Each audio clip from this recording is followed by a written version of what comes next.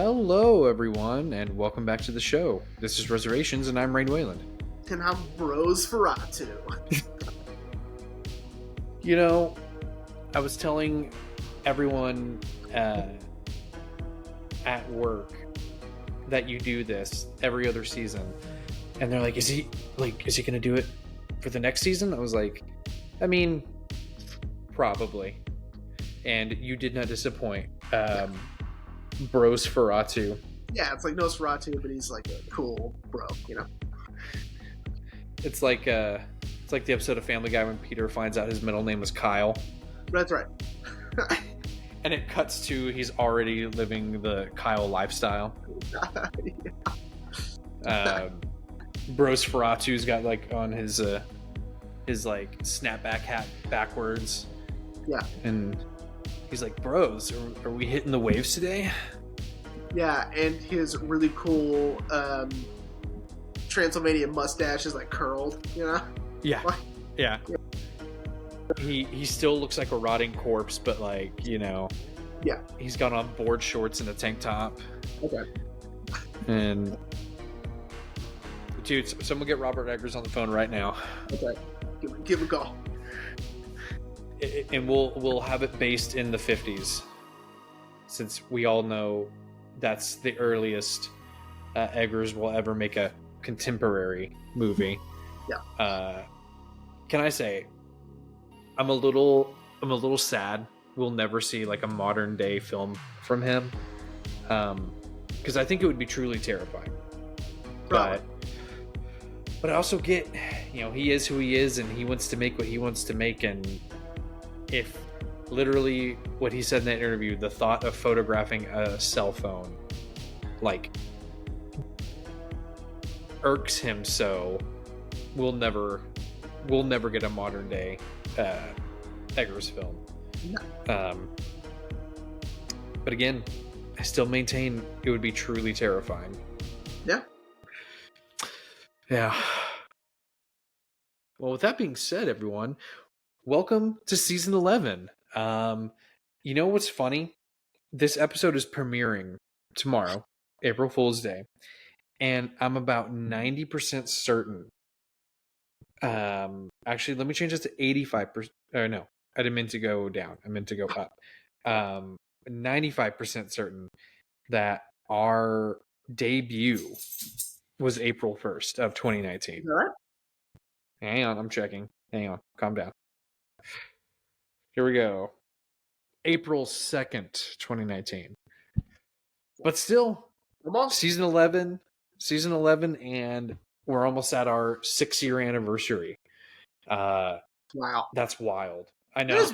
All the time. I told someone that. I was like, yeah, we're going to get started on season 11. And they're like, wow, 11 seasons? How long have you all been doing this for? And I was like, oh, you know, like 6, I think I said 5 years. I was like, oh, like 5 years. And they're like, and you've done 11 seasons? I'm like, yeah, well, I mean, we like doing this. Yeah. Yeah, we don't make money off of it. Why would we take the prerequisite 1 year off to get started on another season? Yeah. I mean, granted, most podcasts that do seasons only do like, I think there's like a 2 to 3 month gap, and then they get back into it. But that's too long. Nah. Yeah. Yeah. I'm okay with waiting at the most 3 weeks, and then we'll get started on a new season. Yeah. Which I think is how long the bonus episode came out to now.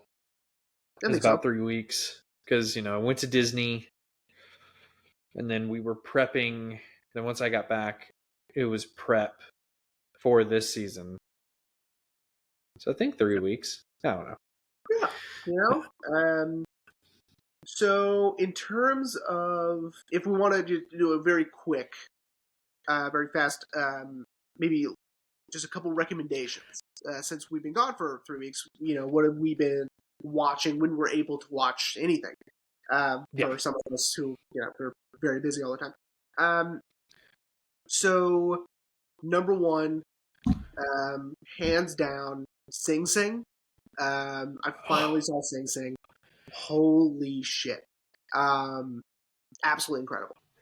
Um, So I wanted to watch that because we had a 4 hour layover in Dallas when we flew to Orlando.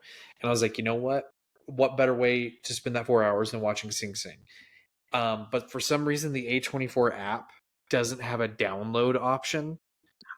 Because even though I know I could have probably watched it on their Wi-Fi, I wanted no latency. yeah, I didn't want anything to interrupt me. yeah. And I was like, well, shit.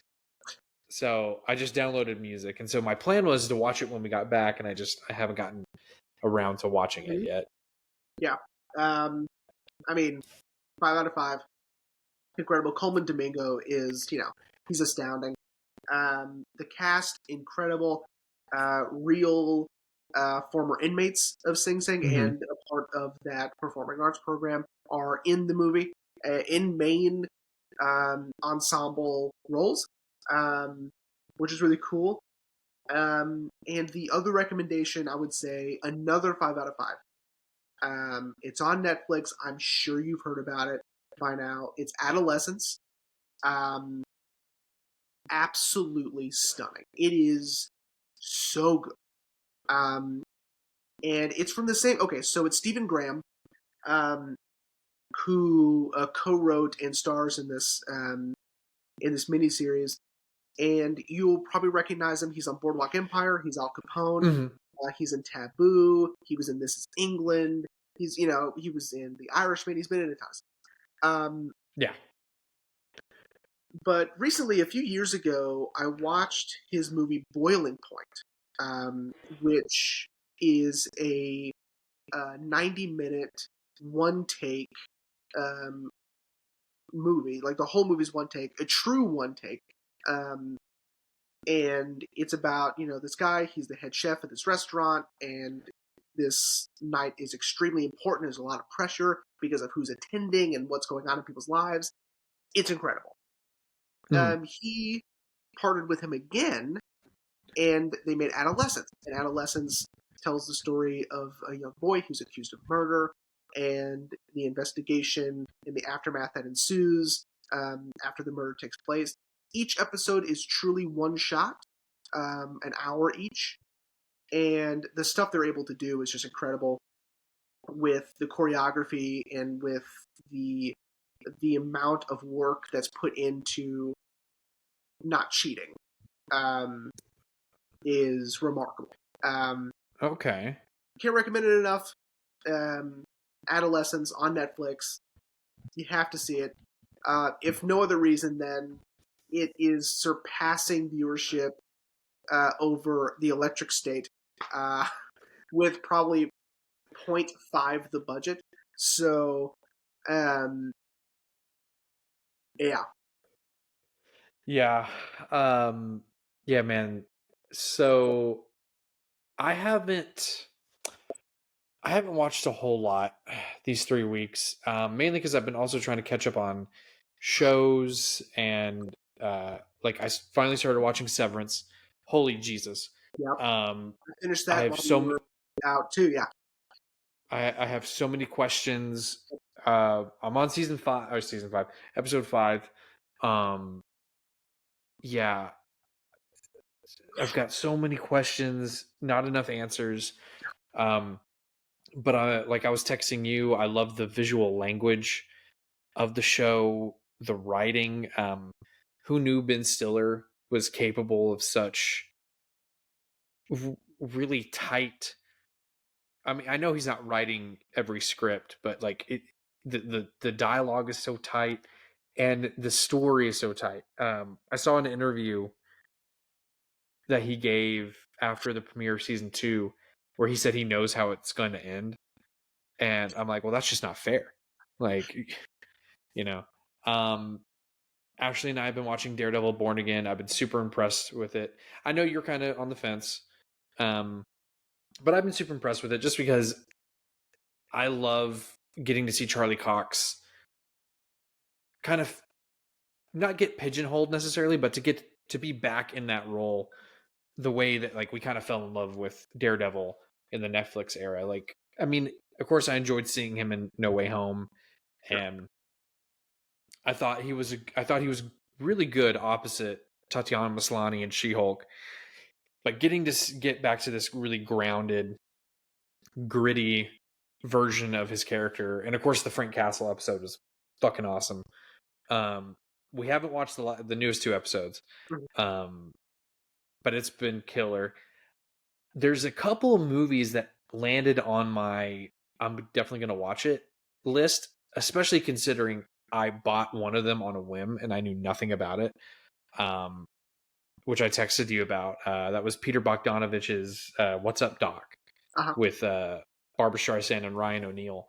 I was doom scrolling on Instagram, and a scene from the movie came up, and I was like, "What is this movie?" And of course, the scene in particular had Madeline Kahn in it, Oh, who I'm sure, if we didn't say it enough in our Blazing Saddles episode, I absolutely love Madeline Kahn. Or our Young Frankenstein episode. And so I was like, wait, Madeline Kahn, Barbara Streisand. I was like, what is this movie? And I read the description and it talks about What's Up, Doc? Because thankfully the description was like actually about what I was watching, as we all know, Instagram sometimes doesn't do that. And I did a little bit more digging and saw that it was very highly acclaimed and, you know, this kind of screwball comedy paying homage to the 20s, 30s, and 40s and Bugs Bunny. And I was like, all right, why not? And went ahead and bought a copy on Amazon. I think it was like $18. I haven't watched it yet, because then I turned around a couple days later and bought Paper Moon, sure. also Peter Bogdanovich. So I'm thinking here pretty soon I'm going to watch both of those movies. But yeah, mine has just been trying to catch up on everything. Yeah, Because I need to start watching White Lotus soon. sure. I definitely need to watch Succession. Yeah. I need to finish A Real Pain. There's so much, dude. There's so much I got to catch up on. But with that being said, I think it's time we finally jump into the our season premiere. Yep. Which, as those of you who know, we teased at the end of last season. My picks are exclusively going to be what I have on my Criterion shelf. Jeremy is not going to tell me any of his, so I'm not going to know any of his picks. He already knows all of mine.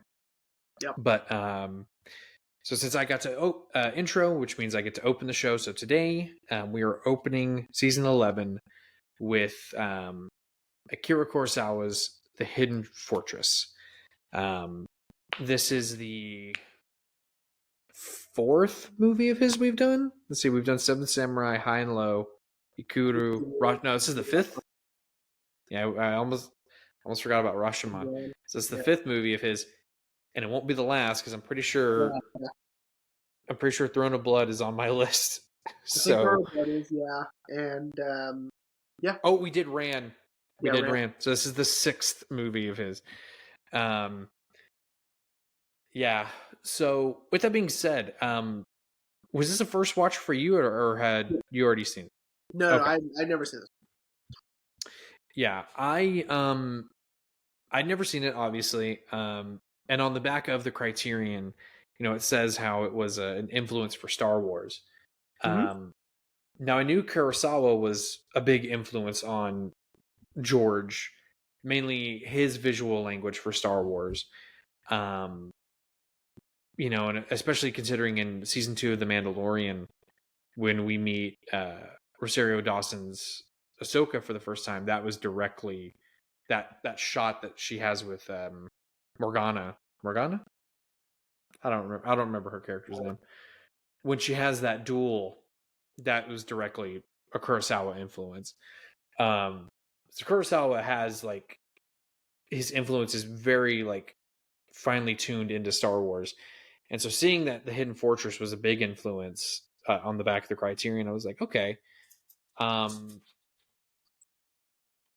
And yeah, it was very obvious almost from the beginning of the movie. I was like, oh yeah, I can see the Star Wars references immediately. Well, more so Star Wars referencing The Hidden Fortress. But before we get into it, guess we should get back into doing our job correctly. So the Hidden Fortress tells the story of these two peasants. I can't pronounce their names, so I'm not going to even try. Tahi and Matashichi. Matachichi. No, you don't Yes. want to give that. These two peasants kind of stumble into kind of a fantastical situation of they wanted to fight in this clan war, essentially, between their clan, or at least the clan they wanted to align themselves with, the I can't pronounce it either, man. That's okay. And then the other clan is the Achavi. I also watched this movie on Saturday, and I was trying to make mental notes. How do you pronounce these words? Anyway, they align with one clan to fight against this other neighboring clan, but they are mistaken for spies of the neighboring clan. They get stripped of everything, and sort of, again, end up in this fantastical situation where they happen upon the lost gold of the neighboring clan that was invaded, and are sort of enlisted by this general, who's the general of the neighboring clan, which they don't know, to essentially chauffeur him and the princess of the neighboring clan, who, again, they don't know is the princess, essentially behind enemy lines to a city that will harbor them. That's not the right word, but will keep them safe from the clan that invaded. And of course, along the way, they are having to. Sorry, our HomePod activated. All the while on this journey, they are, of course, trying to outsmart the invading clan. The two peasants are constantly only thinking of themselves, thinking of trying to take the gold for themselves. And it is sort of this cat and mouse kind of road journey that Kurosawa takes us on, ultimately ending in the reveal at the end of the movie of the princess and the general, and the peasants kind of understanding the gravity of the journey they just went on with them. And that's a Hidden Fortress. I skipped over a lot of stuff because I'm going to get this out of the way now, which I told you today at work. This definitely was not my favorite Kurosawa film, which I'm a little disappointed in myself, really. Not the movie. The movie has a lot of great things about it, so I'm not disappointed in the movie at all. I'm disappointed in myself. One, for becoming such a Kurosawa fanatic, but also being a Star Wars fan and seeing these are the seeds that were sowed into Star Wars. And I was like, I'm kind of bored. Now there are moments, of course, which I told you I'd elaborate on, and this will be my hints to what I'll elaborate on later. But there were things about the movie that I still really liked. I did like that the general and the princess are, trying to keep the peasants in the dark.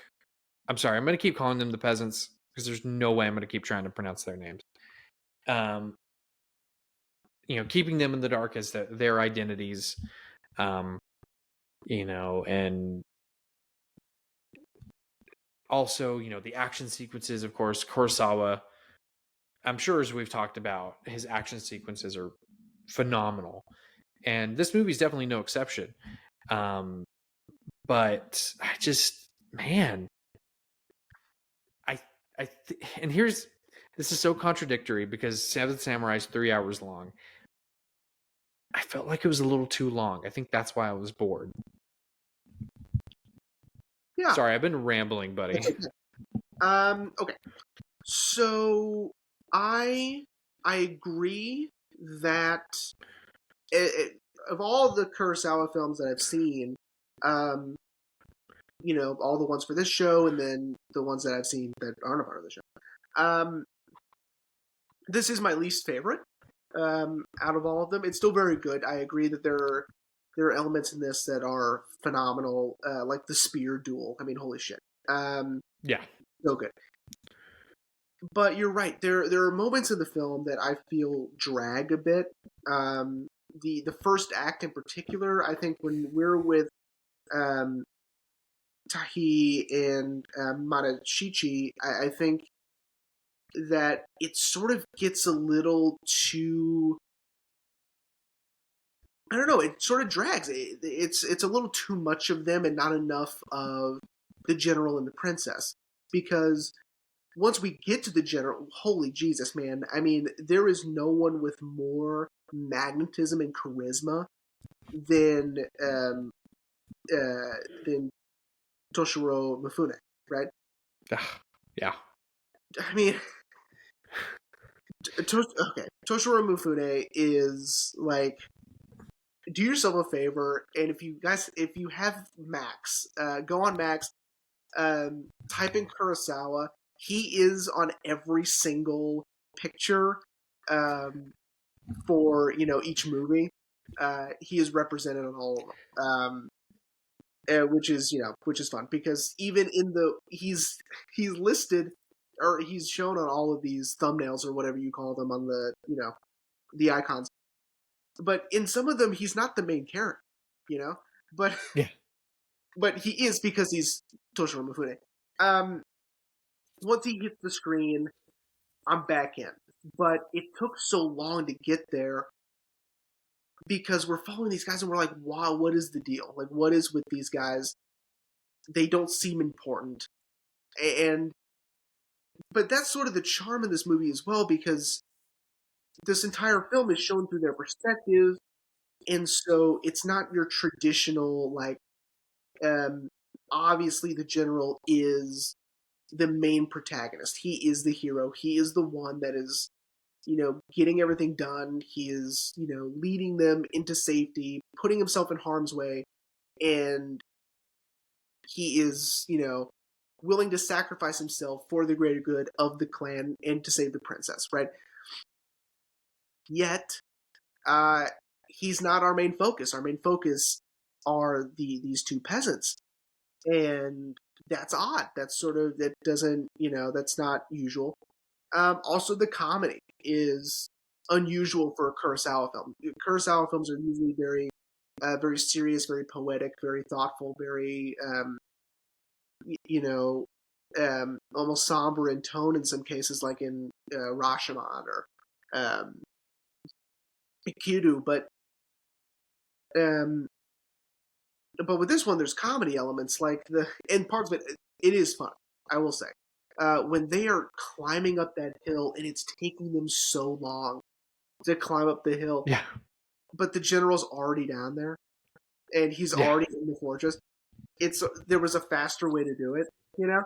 and they never get it. They they never use the faster way. I don't think, which is funny because they constantly keep climbing that hill, and it's like, dude, it's right Yeah. there. Anyway. So yeah, the comedy elements are sort of throwing me a little bit. Not unwelcome, just different. The first act drags, with these two peasants. I'm so over it. And I just feel like we don't get enough time with the general and the princess, and of course that's by design. Mm-hmm. It's really sort of a a character study or a character arc for our two peasants, which don't really change too much until the very, very end. They're constantly greedy, selfish. They just look out for themselves, even amongst each other. They are every man for himself,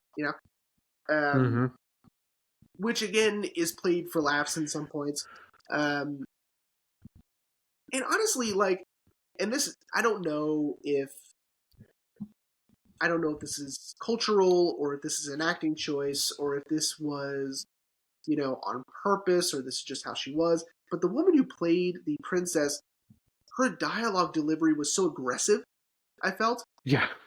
And I was reading what she was saying. I go, she's not being aggressive. I don't understand why she's delivering her lines in such harsh manners. Yeah. I thought that was sort of off putting.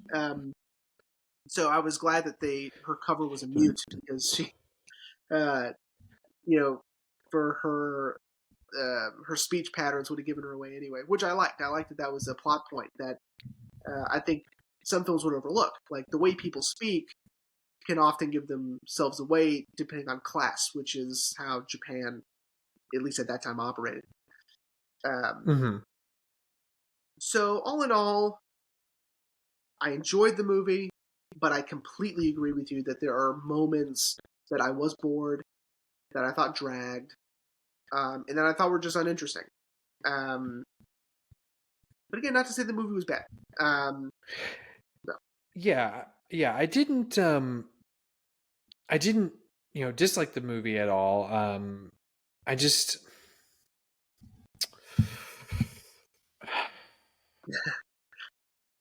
like, I was telling Ashley about it. And of course, Ashley would never watch these movies with me because she doesn't want to watch a black and white movie and she doesn't want to watch a foreign movie. Um, Strike one. because, yeah. Uh, because it's not necessarily she doesn't want to read, but it's because she wants to make sure she's reading and watching at the same time, and which I get. Yeah.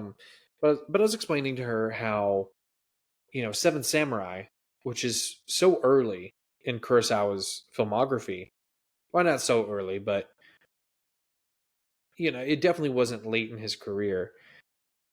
I told her that it truly is his magnum opus. Like it's a masterpiece of a film, and I think having that knowledge of having how good a samurai film could be, I kind of went into Hidden Fortress thinking not necessarily a similar story, but I guess a similar quality of story. Like, Or yes, maybe moments were still pretty. Yes, yes, yeah. Like there were moments where they were very tense. Like I thought the general, the one that the other general from the other clan uh, that Mifune spares in their duel, and he chooses to side with them. Um, I thought for sure he wasn't going to make it.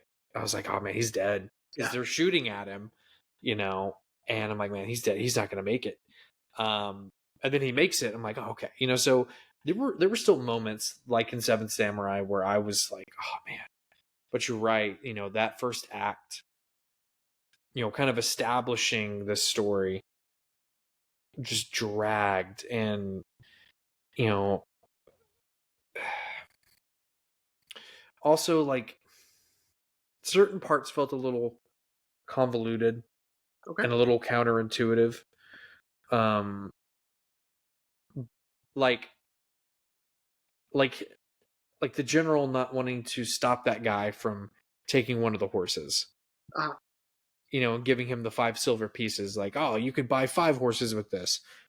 And they don't, they buy a cart, and I'm like, I feel like that's going to drag you guys down more and make the journey harder.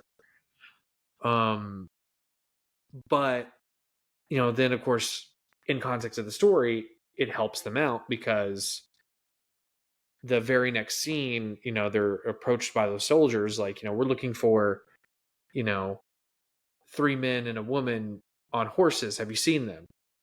And then even the peasants are like, well, it's a good thing we have the cart. Like, they didn't even know. yeah. So I don't know. Well, in And it, so these are the sort of the moments that I really like about the movie is when it becomes sort of this adventurous road movie where they're trying to get mhm. past all these enemy territories to get to their sanctuary, and I loved that. I loved every beat of that. It's where the film became super engrossing, very interesting, and entertaining. Um, Especially when they they are in that community um, that are having that gigantic festival or celebration or whatever it was.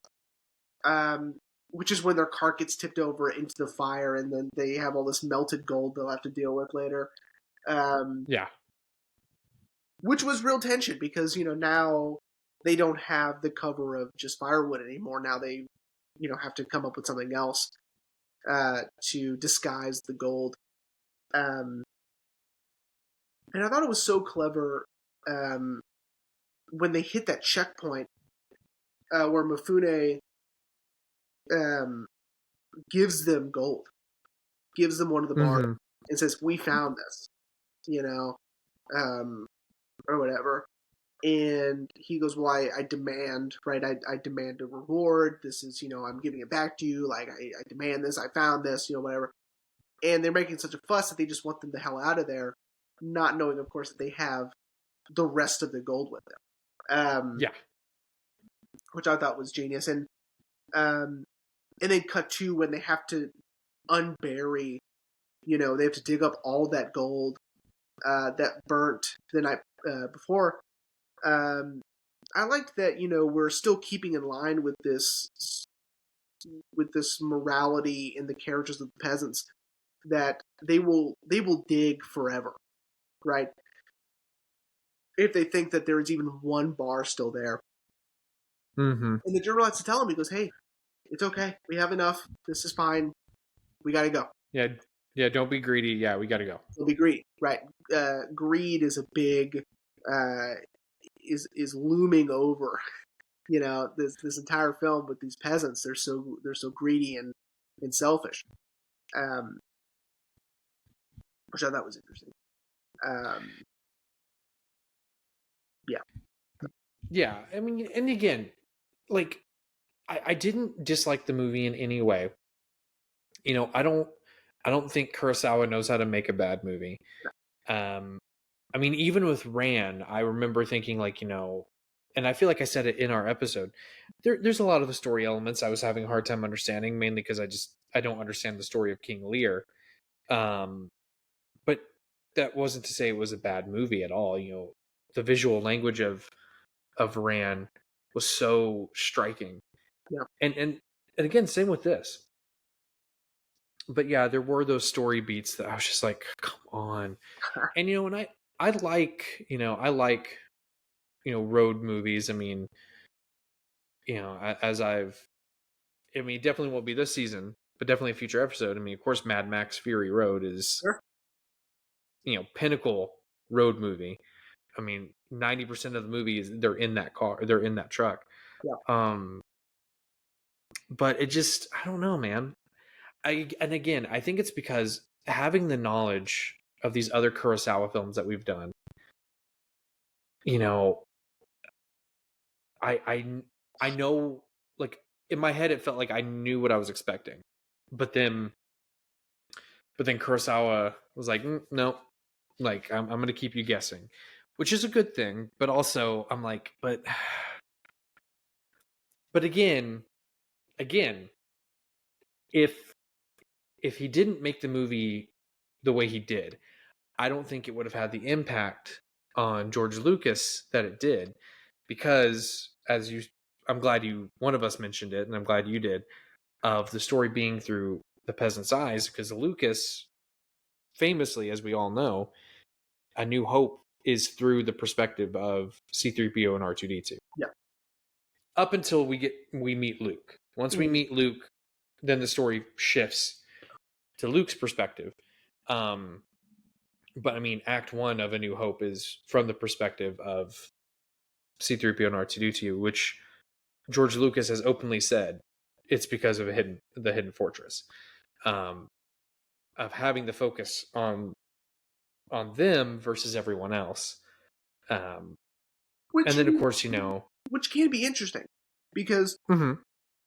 it's sort of like you truly are like in the perspective of someone who is just watching these interesting things happen, with having very little to do with participating.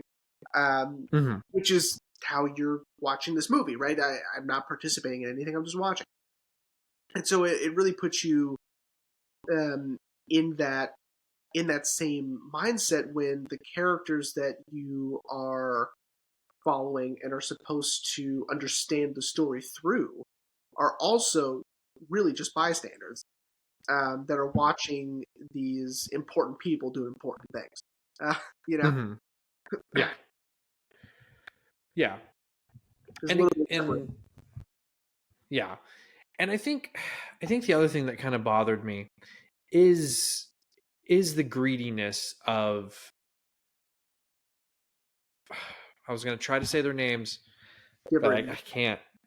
Um, the greediness of the peasants, like again, with when they go back for the gold that they forgot, they're almost immediately captured by the rival clan, and had um, the general not scared them, they probably would have been arrested, and it just, I'm like, guys, you understand the stakes. Like, you understand that you guys are behind enemy lines right now. You've got to make it to the city, this sanctuary, but they're still like, well, we got to go back and get that gold. Like, we've got to go get it. Um, and I don't know, like, to me, that felt, again, like I said a second ago, counterintuitive to the story. But like you mentioned, greed is such a major component of the story. Um, and I guess it also, this is, now that we're talking about it, which is the point of the show, um, it makes sense that these peasants would be greedy, because I mean, in the story, they gave up their houses to go fight in this war. So they have no homes to return to. They truly are peasants. Yeah, Um, and so, of course, the mere mention of gold, and 200 pieces of gold at that, are, I mean, yes, I can understand why they'd be a little greedy and want to right. make sure they get every piece of gold, especially considering they don't know who they're traveling with. Um, and and I guess that's what makes the ending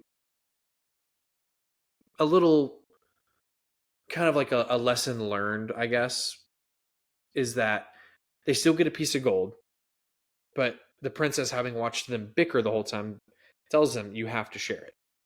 And I would hope by this point in their journey, they both were like, okay, yeah, let's sell this gold, split the profits, and kind of rebuild, as they jokingly say, like, we now have what we need to start our fortunes, you Right. know. And so, I mean, again, I didn't dislike the movie. I was like,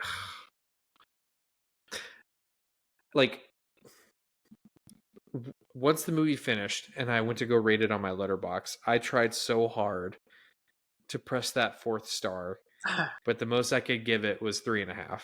Okay, that's fair. Because again, like we've been saying, there are these elements that I really, really did enjoy, and of course, like you said, Toshiro Mifune, he pulled me back in soon, because I didn't realize he was in the movie, and as soon as I saw his face on screen, I was like, oh, let's go. God.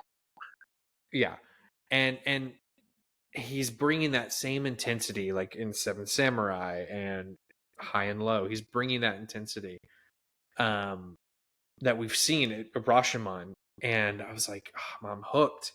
Yeah. But then there will be those lulls in the story, like like I guess the princess, like the princess wanting to save that girl, which, I mean, don't get me wrong, that was an awful situation that girl was in, of this barkeep trying to sell her. Yeah. But I'm like, I mean, but does this really directly affect our heroes and their journey right now, Yeah. But I also get it. It's to show that she's definitely a princess of the people, and watching her people uh, go through this is, she's not going to stand for it, which just like I guess that's something that Lucas also took for Princess Leia, of a stand and fight kind of princess. Yeah. Which technically this princess doesn't stand and fight; they run. But you could tell that Lucas still was kind of inspired by how she wanted to save this one girl. Yeah. Like, we can't leave her here. So, I mean, there are things like that, but just maybe I need another watch through. Maybe that's what it is. Maybe because again, you're right. These incredible moments, like the spear fight, right? The spear duel, dude. Yeah. Historically accurate for the time. They wouldn't have used katanas or any other type of sword. They would have used spears during this specific time. Also, yeah, the clothing, the architecture, the weapons, all of it super accurate. That's how Kurosawa rolls. The clans are real historical clans. The fictionalized part of it is they were not close together. They were very far from, in Japan, they were, miles and miles and miles apart. They were, they weren't that close in proximity. But they, they were real clans and, using those weapons. And the shorts was crazy, but that's accurate also. Yeah.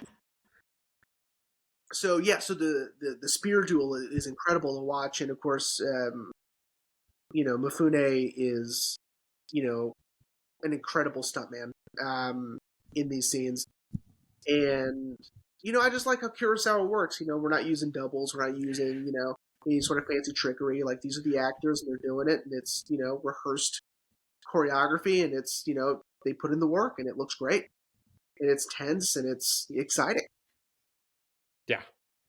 Yeah, I agree. And again, the spear the spear fight was really intense and very cat and mouse, which is what I liked. And Mifune is just, he's killing it. Because you're right, he is such a great stunt actor. And, again, look at Seventh Samurai, what he especially considering, as I learned, I don't know if we mentioned it in Seventh Samurai, Kurosawa gave him no direction on his character. He pretty much told him, I want you to make it up.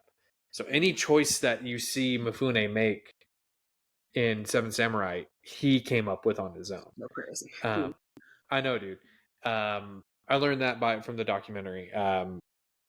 Pause for a second, everyone. Definitely do yourself a favor and check out a documentary called Mifune, Last Samurai. It's a documentary all about him, about, he served in the army. He served during World War II. But then his transition into becoming an actor, and of course a father. And of course, and I think we mentioned it in either Seven Samurai or Rashomon, that that's what kind of started him and Kurosawa's relationship, and they collaborated on everything together until that relationship sort of kind of to sour a little bit towards the end. But yeah, they talked about Seven Samurai and how Kurosawa gave him no direction and said, I want you to make it up. And that's what he came up with. Keanu Reeves narrates the documentary. And what's really cool, they only have 2 American filmmakers in the whole documentary. Everyone else is someone who directly worked with Kurosawa, or they're Japanese historians. So it was a really cool documentary. They had Spielberg, cool, and Scorsese. Yeah. If you want, any sort of film history, you got to call Scorsese in there. The man's an encyclopedia. Yeah, but it's cool. It's a really cool documentary. I unfortunately didn't get a chance to finish it. Ashley and I went and had dinner, and then just kind of ran around, and so I didn't get a chance to finish it. But yeah, so back to the spear fight. So as evidence of Seven Samurai, Mifune is a fantastic stunt actor, and that scene is very intense, and I love that we kind of get the gravity of him sparing that general before we get the reveal that he was punished for essentially letting him go. Mhm. We know right off the bat that him sparing him is, I wouldn't say dishonorable, but he would consider it dishonorable. Like, you dishonored me by not giving me a warrior's death, which is what he tells him later when they're captured. But it makes me wonder the decision for the general to spare him, Yeah. because he had it. Yeah, he had him dead to rights, and he chose, like, no, like, I've done what I needed to do. I'm good. I got to get back to my princess and my gold. Yeah.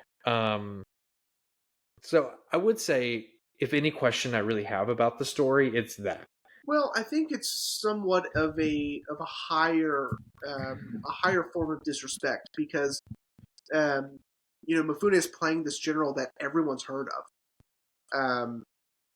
and to duel this man is an honor, Mm-hmm. because he is so well respected, um, and to get the opportunity, even though you're on opposite sides, it's still sort of, to put it in um, a modern example, and it's going to sound really stupid, but I promise it'll make sense. I think it's in the second John Wick movie. He, there's that respect amongst, in that world anyway, there's the respect amongst these assassins where if they meet John Wick, especially in the second one, there was a couple of interactions he has with people that are just shocked that they, get to be in the same room as him. And then they're like, well, I get to fight you. That's an honor, because he's so well respected in almost, um, he's a legend, he's a myth. He's, this otherworldly being. Yeah. And so that's sort of, to my understanding of who the general is in this context. And so when people, soldiers, other generals, whatever, when they, are fighting against him, there's still that respect of, you know, sort of a game recognized game. Like he is, Uh-huh. he is the height of this level in this, world that I'm in, so. And so with him Yeah. not giving him, with the general not giving him the warrior's death is in of itself disrespect, because he's not even worth it to kill, right? Yeah. Would be my guess. That makes sense. Yeah, that makes sense. But I mean, as we see towards the end of the movie, it kind of pays off, considering he kind of calls in a favor. Like, I kind of spared you, like, help us out here, man. Which actually, it was really the princess who is able to change his mind to free them. Right. But yeah, I mean, all in all, like, it I could see what Kurosawa was trying to do. And again, like you said, very different for the time to tell this story from the two lowliest characters. Right. Like, cause again, I'm going to use Seven Samurai as an example. We're following the story from the lowliest characters, from the peasants in the village. But then once we meet our seven samurai, they're our focal point now. And we have this cast of characters that are, Mifune and can't think of the actress. Takashi Samura, Yeah. who's also in this movie, if only for a brief moment, which I was so happy to see him. He is the former general that he is in a council with, devising the plan to get the princess through enemy lines. And I was like, oh shit, that's Takashi Samura. Ikiru, Rashomon, Seven Samurai. I mean, yeah.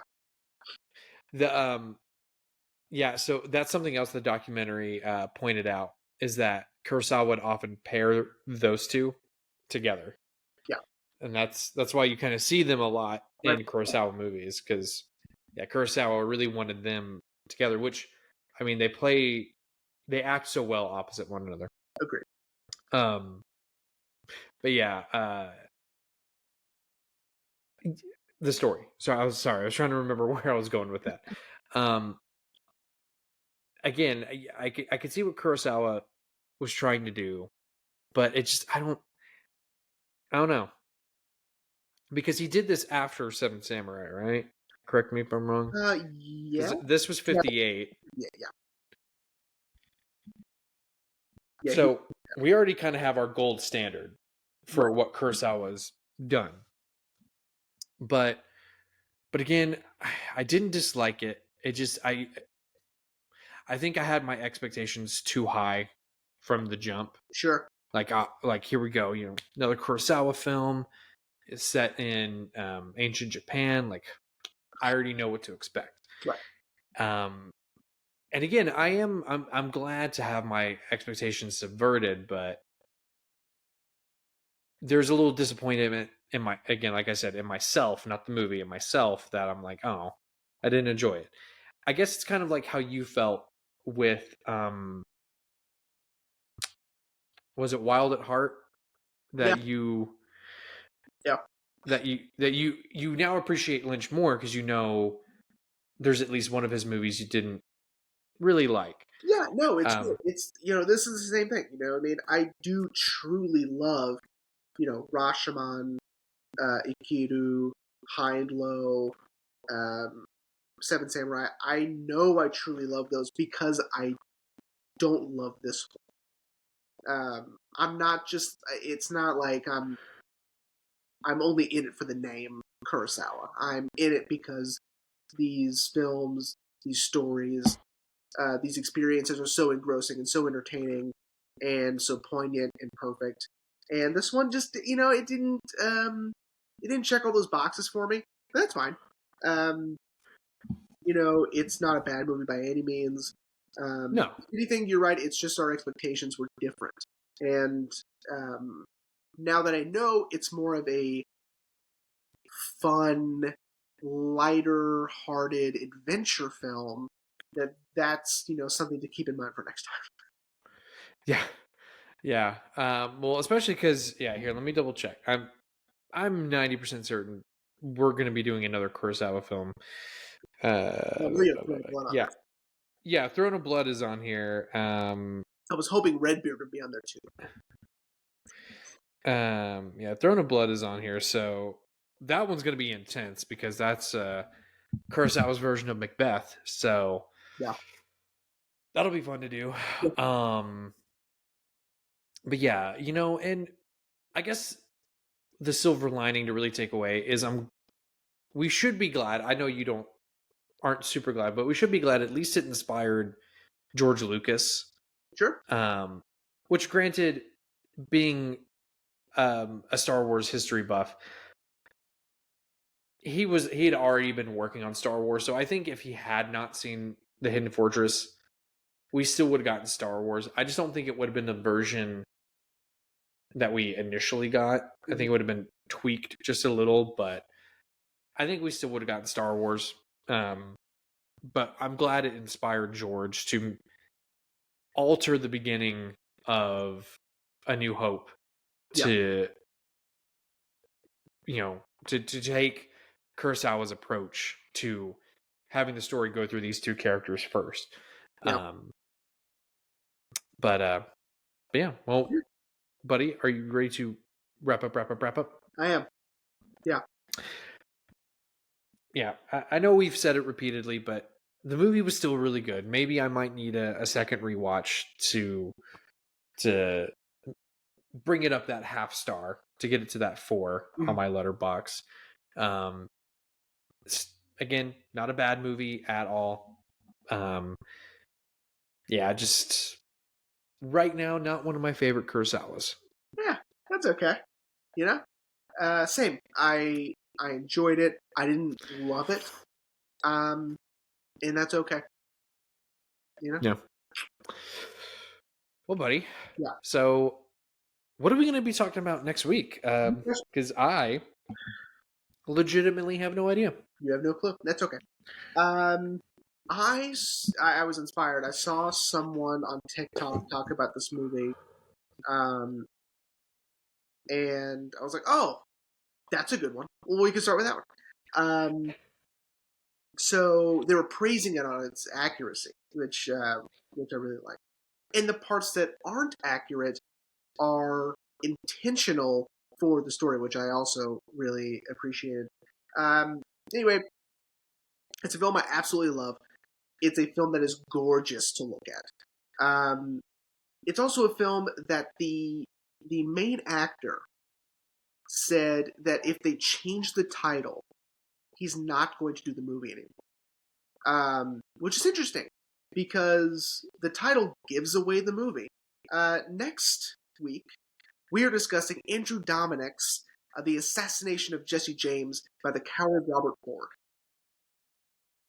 Oh, let's go. I've seen this movie once, and because I distinctly remember my mom watching it, and I came in, I would say maybe around the middle section of it, because my mom, growing up, when she would watch movies that were, were rated R or something like that, she wouldn't want us to watch it, but she also wouldn't stop us from like coming into the room. And I distinctly remember coming into the room when Brad Pitt, Jesse James, is pouring his heart out to Casey Affleck, Robert Ford, about remorseful for killing someone, and then you see that switch, and you could see it in Brad Pitt's eyes. This is a tease, but like just how Jesse James switches, from being remorseful to being evil, pretty much. And then saw the movie from that point on, and it was awesome. Yeah. Sam Rockwell also killing it. You know, I feel like we've talked about Andrew Dominik a little bit when we discussed, I don't remember what episode, but I know we opened with talking about how we'd both seen Blonde.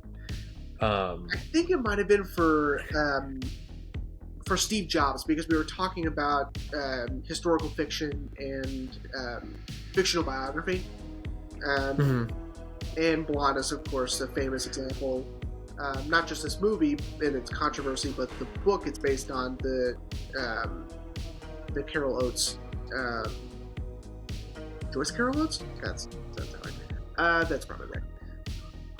Her novel, which is controversial and borderline exploitative. And yeah, Andrew Dominik's movie is just so bizarre and so dreamlike. Well, nightmarish, I guess. Yeah, and I am in love with this movie and Killing Them Softly, which another Brad Pitt film. It's just so good. That gangster movie's so good. If you haven't seen Killing Them Softly, watch that too. Yeah, man. What a good way to follow up with The Hidden Fortress. You know, again, I've only seen this movie once. I'm excited to hear, because I don't want to hear it now. I'm excited to hear what actor said they would not do it if the title changed. Okay. Is that what you said? Yep. Oh, okay. I don't want to know now. Tell me next week. Okay. Unless I find out doing research. It's not hard to find. So. But yeah, man. Cool. What a way to start the show. Well, everyone, we hope you enjoyed our season premiere on The Hidden Fortress, and we will see you next week for The Assassination of Jesse James.